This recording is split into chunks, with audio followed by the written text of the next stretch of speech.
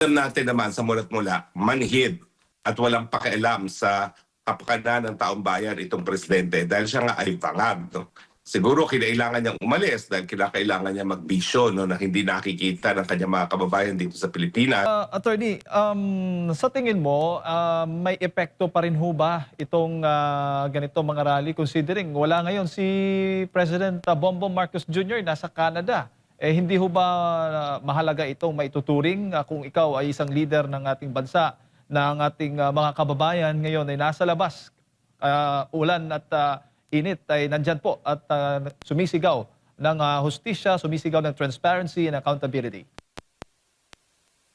Alam natin naman sa mulat mula, manhid at walang pakialam sa kapakanan ng taong bayan itong presidente dahil siya nga ay bangag. No? Siguro kinailangan niyang umalis dahil kinakailangan niya magbisyo no, na hindi nakikita ng kanyang mga kababayan dito sa Pilipinas.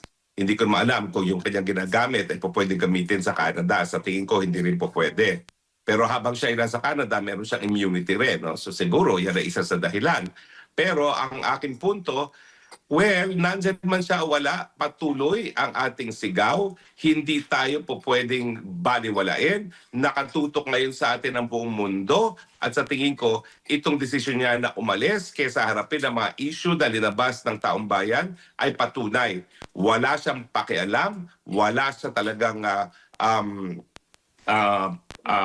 ano tawag dito, wala talaga siyang concern at wala talaga siyang halaga na binibigay sa mga paninindigan ng mga mamamayan. Opo, ano bang meron sa Canada, attorney? At yun ang mas pinili ng Pangulong Bongbong Marcos Jr. Hindi ko nga alam kasi hindi ko alam kasi sa totoo lang, wala naman masyadong malaking issue sa panig ng Pilipinas at ng Canada. At saka talaga naman ang relasyon natin sa Canada, hindi yan isa sa pinaka-importante na hindi po pwede ipagpaliban yung ganyang trip. No? Hindi ko nga alam talaga kung anong pakay niya other than, ewan ko, baka ma'am niya, gusto na lang niya na umalis ng Pilipinas for any reason. No? So tignan natin kasi habang nagsasalita ang taong bayan, habang umiinit ang saloobin ng taong bayan, baka ma'am niya, hindi na siya makabalik sa Malacanang. Opo. Attorney, marami pong nagtataka kung bakit, kung noon naririnig natin yung talagang kritiko ng Marcos Jr., itong mga dilawan. Pero ngayon daw, ay nasaan na po sila?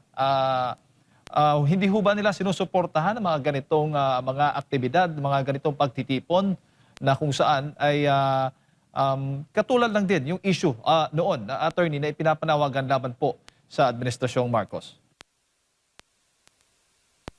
Natingin ko yan ay epekto na ng mali-maliit ang natatanggap nila. Kasi kung sila ay hindi nakakalimot sa kasaysayan, hindi talaga po pwede nilang dapat suportahan ang mga Marcos. Dahil ang Marcos ang pumatay kay Ninoy Aquino. Ang mga Marcos ay sinukan na natin nung minsan dahil sa kanilang kakurakutan, dahil sa kanilang mga paglabag sa karapatang pantao, dahil siya ay diktador.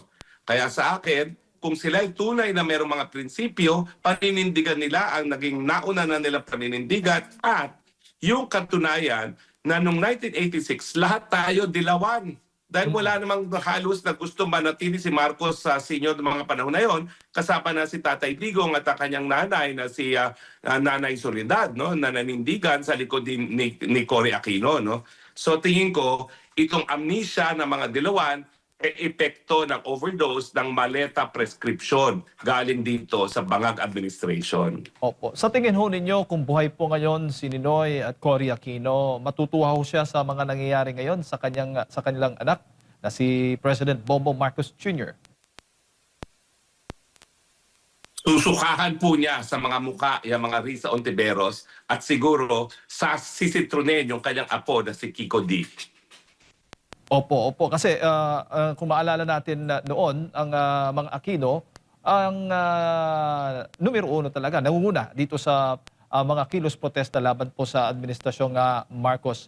Pero yun nga ang nakapagtataka, bakit bakit nga ba hindi po nila magawa-gawang gawin itong nangyayari ngayon tulad dyan po sa Liwasang Bonifacio? Hindi ko alam kung bakit ang nanay nitong si Kiko D nananahimik. Pinatay ng Marcos ang iyong ama, ang iyong lolo. Ano ba yan? Bakit mo na kukuhang suportahan ngayon? Kami, sumuporta lang sa pamilya ninyo dahil pinatay yung leader namin na nagtataguyod ng demokrasya. Ngayon, anong ginagawa nyo? Ginagawa niyong santo ang mga Marcos dito sa Pilipinas ngayon. Huwag niyong kalimutan naman ang alaala ng inyong lolo at yung kanyang pinanindigan. Demokrasya, malayang pananalita, malayang Pilipinas. Huwag niyo sanang hayaan na ang kaunting maletang nakukuha niyo ay magiging dahilan para kayo ay maging taksil sa naging buhay na iyong ninuno na si Ninoy Aquino. Opo. Bukod po sa INC, attorney, nakikita nyo rin ho ba yung simbahang katoliko ay nagsasalita, naglalabas din po ng kanilang mga saloobin laban po sa administrasyong Marcos Jr. na tulad po ng ginagawa In ngayon? fairness, in fairness, when we talk of the Catholic Church, hindi naman yan nag-iisa lamang, no? Pero in fairness, nung naunang White Ribbon Rally, naroroon sila. Kaya lang yung White Ribbon Rally, alam natin, na hijack ng Kamatayan Black. No? Kaya hindi pinasama ang mga DDF at dahilan kung bakit kakaparanggot lang naman ang sumipot doon. So nakikita natin ang diferensya kapag hindi, kumbaga, nag-exclude ng ang mga Kamatayan Black nung mas malaking baka bahagi ng lipunan ng Pilipinas kasama na ang mga supporters ng Duterte at ang Iglesia ni Cristo. Pero sa akin, bilang isang Kristiyano, malinaw naman ang sinasabi ng Biblia. No? Unang-una, kinakailangan talaga manindigan para sa panig ng mga mahihirap. Pangalawa, bigyan ng pagkain ng nagugutom, damit ang nakahubad, tahanan ng mga walang tahanan. Ito yung mga bagay-bagay na hindi nakakamtan ng mga sambayan ng Pilipino dahil sa issue ng kakuraputan sa ating lipunan na pupunta sa mga buwayang, mga congressman, senatong at presidente, ang mga dapat sana ay salapi na nagagamit para ibigay yung sinasabi ng Biblia sa ating mga mahihirap. So sa akin, well, that's a decision of the Catholic Church. Ang bagamat ako nga ay kinikilala ko na walang isang tao na nagdedesisyon para sa simbahang Katolika ngayon at marami na rin tayong mga bishops na nakikiisa dito sa panawagan para sa katarungan.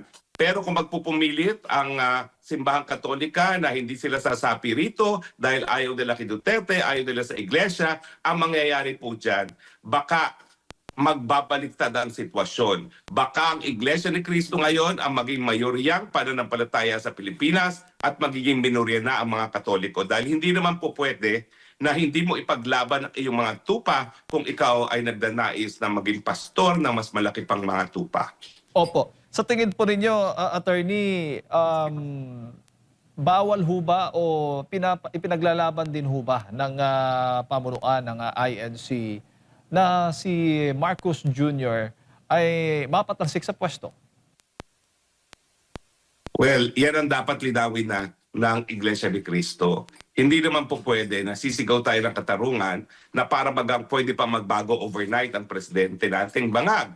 Ang problema natin, kung hindi siya nasa impluensya na pinagbabawal na gamot, baka may pag-asa pa siya na overnight pwede siya magbago. Pero dahil meron nga siya ganitong karamdaman, sa tingin ko, dapat linawin na ng Iglesia ni Cristo na ang panawagan, palitan na si Marcos, iupo na si VP Sara, nang sa ganon, tayo makausad, magkaroon lang tayo ng kahit anong solusyon para maibsan ang kahirapan ng mga mamamayan natin ngayon. Baka kung gagawin po nila yon, attorney, ay sila na din po ay yung gigipitin. Bakit sa tingin ba nila hindi sila gigipitin? Lahat ng mga kritiko gigipitin na ngayon. Hindi ako magtataka kung baka mamaya ilang araw lang makakalipas, lulusubin na nila yung INC dyan sa Quezon City. Opo. Pero attorney, kapag ikaw ba'y nagsasalita ng BBM resign, kung ano-ano pa ang laban po sa administrasyon, marami kasing takot na baka kasuhan, arestuhin, gigipitin, tatawaging destabilizers. Ano hong masasabi po ninyo? Unang-una, mga kababayan, yan po ay nakalagay na, nakasaad yan sa ating saligang batas. Karapatan natin na magkaroon ng karapatan ng malayang pananalita at malayang pag-iisip. Pag sinabi nating Marcos Bangag resign, wala pong krimen yan. Karapatan natin yan. Pangalawa, kung tayo'y magtatagumpay sa pagtatanggal kay Marcos, hindi rin po krimen yan. Dahil ang sabi ng Korte Suprema nung nailuklok sa pwesto si Cory Aquino na hindi naman siya ang dineklarang presidente ng COMELEC, nagsalita na ang taong bayan at ang salita ng taong bayan ay ang batas. So kung tayo po'y magtagumpay na magkaroon ng bagong leader dahil hindi na dapat talaga si Marcos Jr. na mamuno, yan po ay legal dahil yan ay maging desisyon ng taong bayan na tunay na soberenya sa ating lipunan. Opo.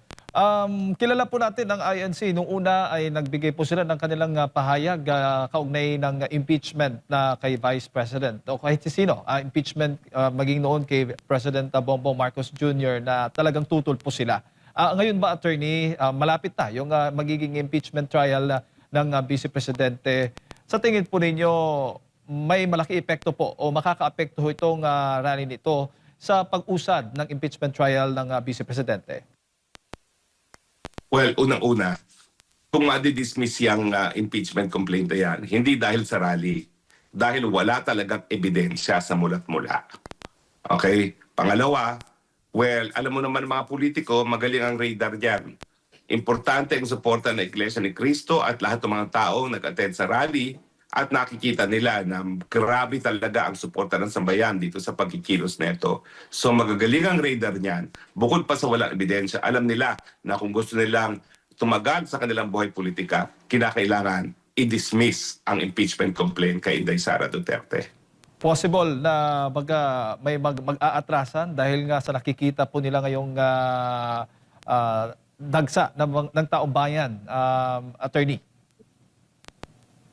Well, posibleng baka hindi nga matuloy ang impeachment na yan kapag tuluyan na magdedesisyon ang taong bayan na ibasura na ang current sistema na nangyari noong 1986. Huwag natin kakalimutan, noong 1986, sabi ng Korte Suprema, kapag nagdesisyon ang Korte Suprema, tanggalin ang deklaradong presidente, buwagin ang mga institusyon at magsimula from scratch sa pamamagitan ng Freedom Constitution. Kapag taong bayan ang naghusga ng ganyan, yan ay sang-ayon sa batas. Opo.